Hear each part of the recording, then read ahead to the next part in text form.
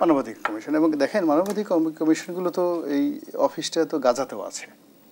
তারা কি এখন পর্যন্ত গাজাতে যে শিশু নিহত হয়েছে, তো এই ব্যাপারে তো এখন পর্যন্ত তারা একটা বিবৃতি পর্যন্ত দেয়নি।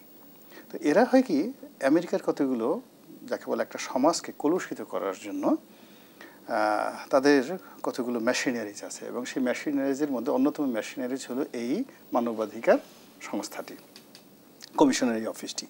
এখন বাংলাদেশে দেখেন খুব বিতর্ক হচ্ছে সমকামিতা নিয়ে, ভীষণ রকমভাবে হুজুরা ভীষণ রকম রাগ।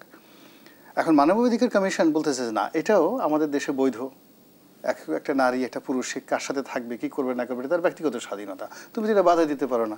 তখন ওই হুজুররা যারা আছে তারা রাগ হবে, রাগ হয়ে কখন বলবে এটা একটা জঙ্গিদের দেশ। এখন এর পরে যেটা শুনলাম সবচেয়ে ভয়াবহ ব্যাপার, যে এই কমিশনার অফিসে যিনি প্রধান ব্যক্তি তিনি একজন সমকামী, এবং তিনি বাংলাদেশে তার যে বেড পার্টনার আরেকজন পুরুষ তাকে নিয়ে সে আসবে, এরকম কথাবার্তা আমরা সামাজিক মাধ্যমে দেখতে পাচ্ছি। এবং এটাকে বাধা দেওয়ার জন্য হুজুররা সবাই যে গত শুক্রবার দিন তারা বলছে যে তুমি কি আমি কে, জঙ্গি জঙ্গি, মানে তারা এত রাগ হয়ে গেছে যে বাংলাদেশে এরকম কিন্তু তুমি কি আমি কে, রাজাকার রাজাকার শুনছি। কিন্তু এই মানবাধিকার কমিশনের এই অফিস স্থাপনের ব্যাপারে রাস্তায় বাইতুল মোকাররমে যে মিটিং তারা করেছে, তারা বলছে যে দরকার হলে আমরা জঙ্গি হব। আর আমেরিকা এখানেই তালি বাজাচ্ছে যে ওরা তো এই জিনিসটাই চাচ্ছে, ওরা এই জিনিসটা চাচ্ছে যে বাংলাদেশের যে বিষয়গুলো খুবই স্পর্শকাতর।